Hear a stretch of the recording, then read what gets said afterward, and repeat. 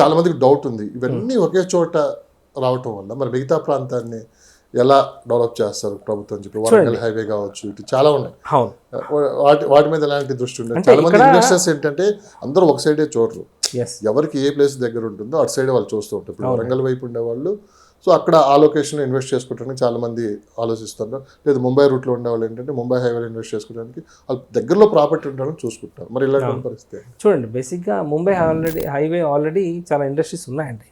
ఇంకా ఫ్యూచర్లో రాబోయే ఇండస్ట్రీస్ పక్కన పెడితే ఈరోజు ఫార్మా సిటీస్ అని అరవిందోగా ఉందండి, పెద్ద భారీ ఎత్తులో ఎంప్లాయ్మెంట్ ఉంది అక్కడ. మీకు ఇటు రుద్రారం దగ్గర ఇన్స్టిట్యూషన్స్ ఉన్నాయండి, గీతం యూనివర్సిటీ, కంది దగ్గర ఐఐటి ఇన్స్టిట్యూషన్స్ ఉన్నాయి, 2 ఇంటర్నేషనల్ స్కూల్స్ ఉన్నాయండి. దాని తర్వాత పాషమైలారంలో చాలా ఇండస్ట్రీస్ ఉన్నాయండి, ఆల్రెడీ ఇండస్ట్రీస్ ఎస్టాబ్లిష్ అయి ఉన్నాయి. ఈ ఏరియా అనేది ముంబై హైవే ఎప్పుడు గ్రోయింగ్ ఏరియా అండి. ముంబై హైవేలో అప్ టు సదాశివ్పేట ఇటు జహీరాబాద్ వరకు, జహీరాబాద్ దగ్గర నిమ్స్ మనకు తెలిసిందా, సెజ్, అది చాలా పెద్ద సెజ్ అండి. సో జహీరాబాద్ వరకు ఆల్రెడీ ఇప్పుడు మన శ్రీశైలంలో ఈరోజు చూస్తున్నాం, అది ఆల్రెడీ డెవలప్ అయిపోయిందండి. ముంబై హైవే ఆల్రెడీ డెవలప్డ్ అనమాట. ఇప్పుడు నెక్స్ట్ ఏదంటే మనకి బెంగళూరు హైవే మనకి షాద్నగర్ వరకు చాలా ఇండస్ట్రీస్ ఉన్నాయండి. చాలా జడ్చర్ల మనకి పోలేపల్లి ఇక్కడ ఆల్రెడీ ఇండస్ట్రీస్ ఉన్నాయి, జనాలు అంటే వర్క్ చేస్తున్నారు. నెక్స్ట్ ఇప్పుడు శ్రీశైలం ఈ ఫ్యూచర్ సిటీలో కొత్త కంపెనీస్ రాబోతున్నాయండి, కొత్త ఎంప్లాయ్మెంట్ రాబోతుంది. కంపేరింగ్ టు ఈ Bengaluru highway and Mumbai highway ఇక్కడ భారీ ఎత్తున రాబోతుందండి. ఎందుకంటే గవర్నమెంట్ ల్యాండ్స్ ఉన్నాయి కాబట్టి, అవైలబిలిటీ ఉన్నాయి కాబట్టి. ఇది కాకుండా గవర్నమెంట్ రైతులతోని వాళ్ళు డెవలప్మెంట్ రాయించుకుంటున్నారండి. డెవలప్మెంట్ ఎట్లా అంటే 60% ల్యాండ్ రైతులకు ఉంటుంది, 40% ల్యాండ్ మాత్రమే గవర్నమెంట్ తీసుకుంటుందండి. అమరావతి ఎస్. సో ఆ విధంగా ఇప్పుడు 15,000 ఎకర్స్ అనేది 50,000 ఎకరాలు అవ్వబోతుందండి. చాలా మంది అడుగుతున్నారు, ఎప్పుడో వచ్చే కంపెనీస్ కోసం ముందే మనం ఎంత అమౌంట్ పెట్టి ఇన్వెస్ట్ చేయటం ఎంతవరకు కరెక్ట్?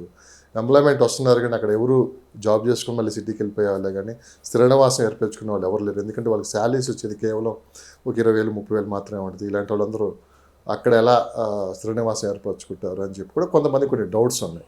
వాస్తవంగా మీకు కూడా ఇవన్నీ వచ్చి ఉంటాయి. అవునండి. సో ఇప్పటికే కొంతమంది కొని లాక్ అయిపోయాము, ఏం చేయాలో తెలియని పరిస్థితిలో ఉన్నారని చెప్పి కూడా ఒక డిస్కషన్ నడిచింది. మీకు ఒక చిన్న ఎగ్జాంపుల్ చెప్తానండి. ఒకప్పుడు Mumbai highway up to Jadcherla వరకు ఉన్న ఇండస్ట్రీస్ అప్ అండ్ డౌన్ చేసేవారండి ఒకప్పుడు. అంటే ఐఎమ్ టాకింగ్ అబౌట్ ఒక 20 years 15 years back up and down buses వచ్చేవి. కానీ ఈరోజు చేయలేని పరిస్థితి. ఎందుకంటే సిటీ నుంచి జహీరాబాద్ వెళ్ళాలి అంటే అదొక 2-2.5 గంటలు పట్టేస్తుందండి. Traffic, heavy traffic, morning evening కూడా ట్రాఫిక్ అదే విధంగా ఉంటుంది. సో చూడండి, క్రౌడ్ పెరిగిన కొలది ట్రాఫిక్ కూడా పెరుగుతుంది. సో ఇప్పుడు చూడండి, ప్రతిరోజు 2 గంటలు వెళ్ళడం 2 గంటలు రావడం అంటే 4 hours టైం వేస్ట్ అవుతుందండి. ఒకప్పుడు సిటీకి ఎందుకు వచ్చారంటే ఫెసిలిటీస్ అన్ని స్కర్ట్స్లో ఉండేవి కాదు, సిటీలో ఉండేవి. అంటే స్కూల్స్ కానీ, ఈ హోటల్స్ కానీ, ఈ షాపింగ్ మాల్స్ కానీ అవుట్స్కట్స్లో ఉండేవి కాదండి. ఐమ్ టాకింగ్ అబౌట్ ఒక 15 years బ్యాక్. సో బేసిక్గా సిటీలో ఎందుకు ఉంటున్నారంటే ఈ ఫెసిలిటీస్, హాస్పిటల్స్ అని, షాపింగ్ మాల్స్ అని, ఫెసిలిటీస్ కోసం. ఇప్పుడు చూడండి, అన్ని వైపులు ఉన్నాయి హాస్పిటల్స్, అన్ని చోట్ల ఉన్నాయి, స్కూల్స్ ఉన్నాయి, జహీరాబాద్ వరకు ఉన్నాయి, షాపింగ్ మాల్స్ ఉన్నాయి, స్కూల్స్ ఉన్నాయి, ఇంటర్నేషనల్ స్కూల్స్ ఇక్కడ నుంచి 50 kilometers దూరంలో ఉన్నాయి. శ్రీశైలం హైవేలో రీసెంట్గా ఒక ఇంటర్నేషనల్ స్కూల్ ఓపెన్ అయింది. ఇంకో 2-3 ఇంటర్నేషనల్ స్కూల్ ఫ్యూచర్స్లో రాబోతుంది. ఎందుకంటే ఎంప్లాయ్మెంట్ రాబోతుంది కాబట్టి. ఇప్పుడు చూడండి, ఆ ఫెసిలిటీస్ మనకి ఫ్యూచర్ సిటీలో ఉంటే వాళ్ళు సిటీకి రారండి. That is only the reason. City ఇంతగా విస్తరించడానికి ప్రధాన కారణం ఏంటి అనుకుంటున్నారు ఈ లాస్ట్ 20 years నుంచి? చూడండి, హైదరాబాద్ అంటే ఇప్పుడు చూడండి, వరల్డ్లో టాప్ 10 సిటీస్, గ్రోయింగ్ సిటీస్లో హైదరాబాద్ 5th ప్లేస్లో ఉందండి. Hyderabad is in 5th place.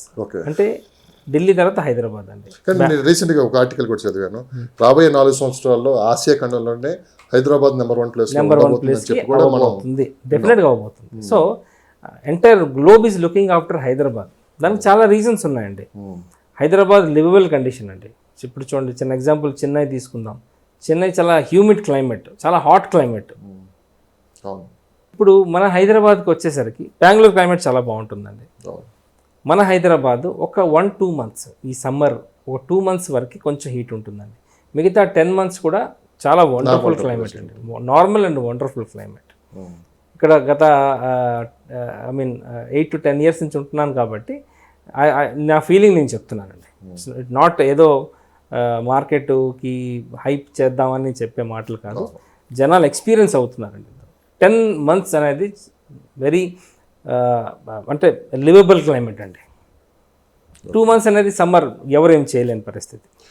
ఇది ఇంకొకటి, శ్రీశైలం హైవే కావచ్చు, ముంబై ఏదైనా సరే సిటీకి ఒక 30-40 kilometers దూరంలోకి ఇన్వెస్ట్ చేస్తే మనకి లోన్స్ వస్తాయా బ్యాంక్ నుంచి? ఆ సైడ్ ఎట్లా ఉంది సార్ అది? బ్యాంక్ రూల్స్ ఎలా చూడండి. చాలా మంది కూడా ఏంటంటే రేపు ఎమర్జెన్సీ అమ్ముకోలేని పరిస్థితుల్లో ఏంటంటే లోన్ తీసుకోవాలనుకుంటారు. మీకు చాలా మంది కస్టమర్స్ ఉంటారు, మిమ్మల్ని కూడా అడుగుంటారు. సో చాలా మందికి డౌట్స్ ఉన్నాయి. సిటీ అవుట్స్కట్స్లో ల్యాండ్ కొనుక్కొని ఎమర్జెన్సీ అయినప్పుడు అమ్ముకోలేక దాన్ని బ్యాంక్ లోన్ అనేది ఎంత ఇస్తారు? రూల్స్ ఎలా ఉంటాయి? బ్యాంక్ లోన్స్ అయితే 50% వరకు వస్తాయండి. 50%. బేసిక్గా మనం అపార్ట్మెంట్ విల్లాస్ కొంటే 75 to 80% వస్తున్నాయండి. ఓపెన్ ప్లాట్స్కి అయితే 50% వరకు అయితే వస్తుందండి. ఏమేమి ఉంటాయి రూల్స్ అండ్ రెగ్యులేషన్స్ బ్యాంక్ దానికి?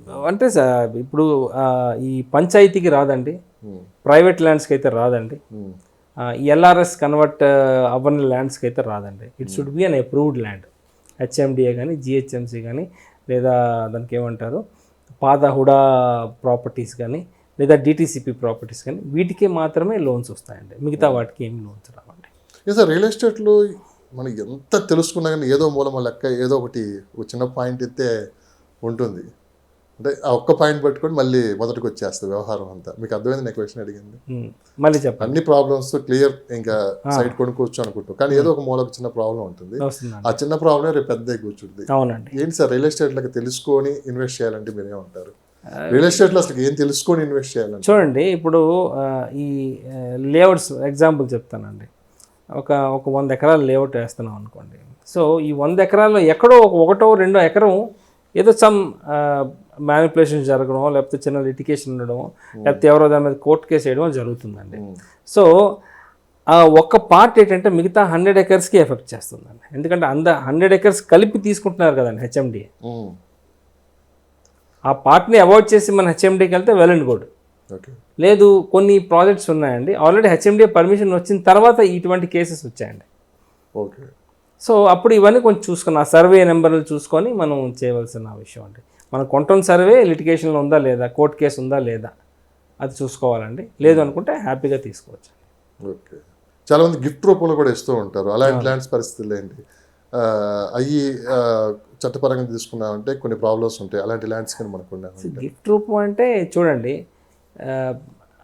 ఈవెన్ కొన్ని ట్రాన్సాక్షన్స్ దానికి ఏమంటారు, ఈ రిజిస్ట్రేషన్ ఫీజుని ఈ కొంచెం సేవ్ చేసుకోవడానికి కొన్ని గిఫ్ట్ డీడ్స్ అయితే జరిగాయండి. కొన్ని గిఫ్ట్ డీడ్స్ వల్ల వచ్చే ప్రాబ్లం అయితే ఏం లేదండి. సేవ్ నేను నా ల్యాండ్ని మీకు గిఫ్ట్ ఇస్తున్నాను కాబట్టి you are the legal owner of the land, registered కాబట్టి. రియల్ ఎస్టేట్లో కొమ్మక్కు బిజినెస్ అని ఒకటి ఉంటుంది, తెలుసా మీకు? అందరూ ఒకటే కలిసి ఓకే తలా కాస్త పంచుకొని వేరే వాళ్ళకి అంటగట్టడం, దాన్ని కొమ్మక్కు బిజినెస్. అది బాగా ఉంది ఇప్పటికే స్టిల్ ఆన్వర్డ్స్. దీని ఏది ఎంఆర్ఓ ఆఫీస్ కానీ మొదలు పెట్టుకున్నామంటే మొత్తం ఎందుట్లో ఏజెంట్ పాత్ర కూడా ఉంటుంది. అందరికీ తెలుసు అన్ని విషయాలు, బట్ బయటికి చెప్పరు. అవునండి. కొనుక్కున్నోడు మునిగిపోతూ ఉంటాడు. దీన్ని ఏమంటారు మీరు? దీన్ని ఎలా చూస్తారు? దీని ఫ్యూచర్లో ఈ ఎఫెక్ట్ ఎంతవరకు ఉంటుంది కొనుక్కునే వాళ్ళకంటే? చెప్తారు. ఎంఆర్ఓ ఆఫీస్ పైన అన్ని కరెక్ట్గానే ఉంటాయి, మీ డాక్యుమెంట్స్ తీసుకుని అన్ని కరెక్ట్గానే ఉంటాయి. అవును, మ్యానిపులేషన్ జరుగుతుంది. మీకు అర్థమవుతుంది? అదే సార్, డాక్యుమెంట్స్ మ్యానిపులేషన్ చేసి అవును, డాక్యుమెంట్స్ని మ్యానిపులేషన్ చేసి. ఇప్పుడు చూడండి, సే ఫర్ ఎగ్జాంపుల్ చెప్తున్నాను, మియాపూర్లో సర్వే నెంబర్ 100 అని ఉన్నదండి, which is black list. Okay. అక్కడ దాదాపు కొన్ని 100 ఎకరాల్లో ఉన్నదండి. మియాపూర్ లాంటి ఏరియాలో కొన్ని 100 ఎకరాలు బ్లాక్ లిస్ట్లో ఉందండి. 101 సర్వే.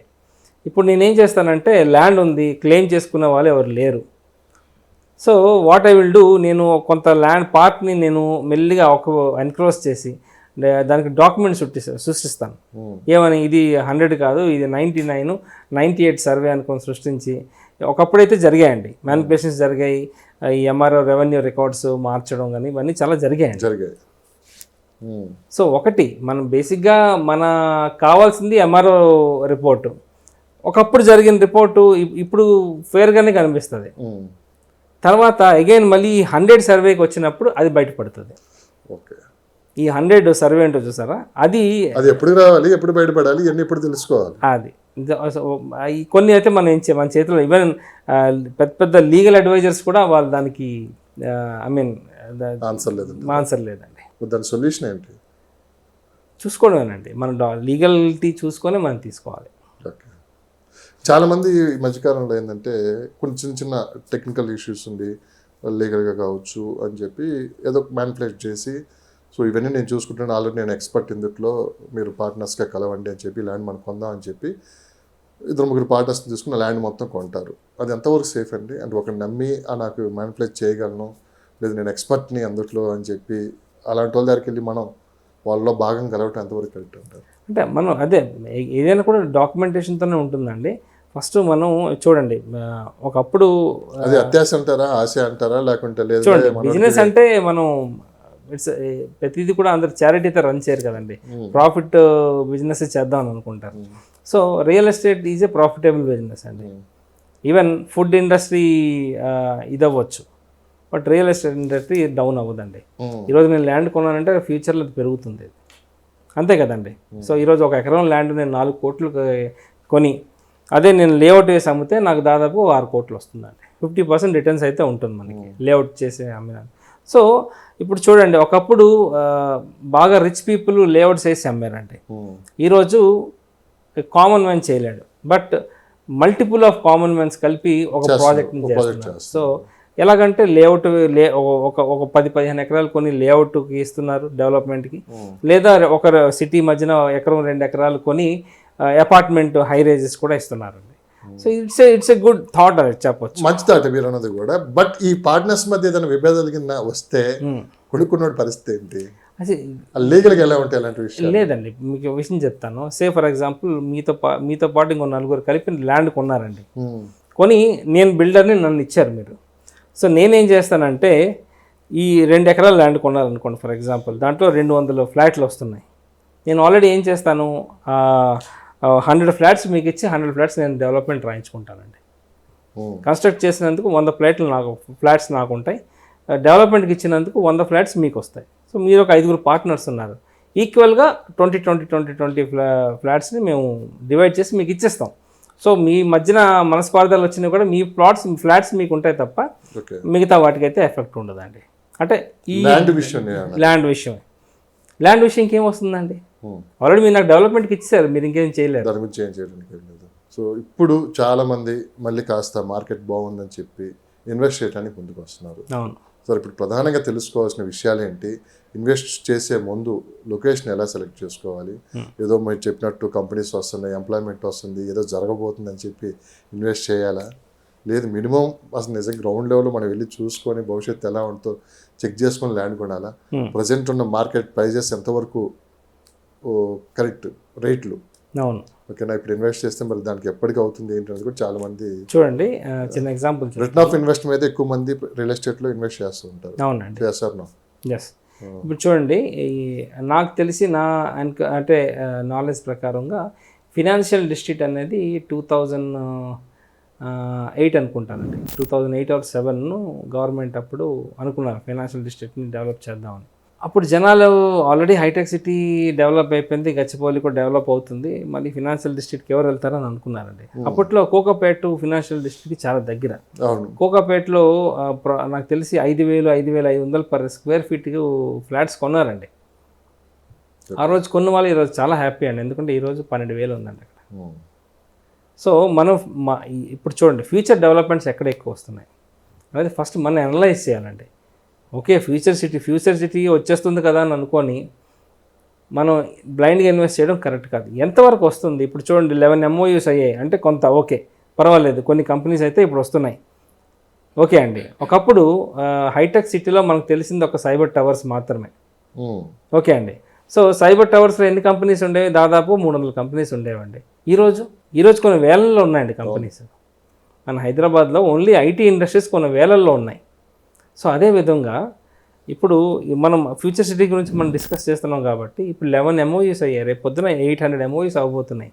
800 కంపెనీస్ వచ్చాయనుకోండి, ఇటు ఫార్మా అని, అటు అంటే లైఫ్ సైన్సెస్ ఇండస్ట్రీస్ అని, ఇటు ఆర్టిఫిషియల్ ఇంటెలిజెన్స్ ఇండస్ట్రీస్ అని, ఇటు general industries, electronic chip manufacturing industry ఇక్కడ రాబోతుందండి. మీకు ఎలక్ట్రానిక్స్ అని చెప్పాను చూసారా, మేజర్గా చిప్ మ్యానుఫ్యాక్చరింగ్కి చాలా ల్యాండ్స్ కేటాయించారండి గవర్నమెంట్.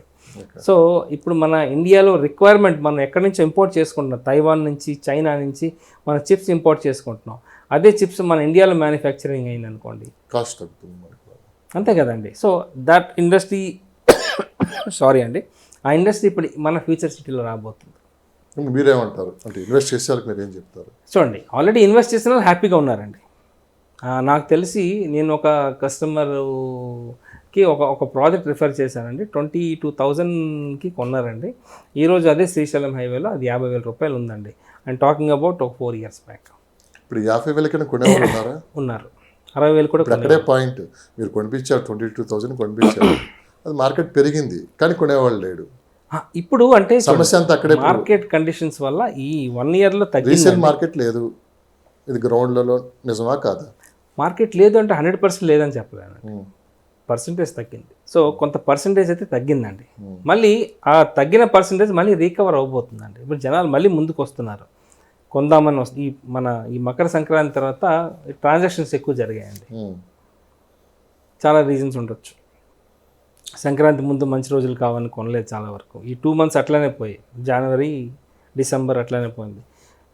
సంక్రాంతి 31st వరకు అలాగే ఉంది మార్కెట్. ఫిబ్రవరి నుంచి మార్కెట్ పెరిగిందండి. నెంబర్ ఆఫ్ క్లోజర్స్, ఇప్పుడు చిన్న ఎగ్జాంపుల్ చెప్తాను. గోడ్రేజ్ లాంటి కంపెనీ మన హైదరాబాద్లో ఫస్ట్ వీక్లో 50% ఇన్వెంటరీ అమ్మేసుకున్నారండి. అవును, కరెక్ట్. అంటే ఎలాగ అమ్ముకున్నారు? మార్కెట్ లేకపోతే how is it possible? So that is only the live example అండి. మార్కెట్ అయితే ఉంది, చేసుకున్న వాళ్ళు చేసుకుంటున్నారు, చేసుకోలేని వాళ్ళు చేసుకోలేకపోతున్నారు.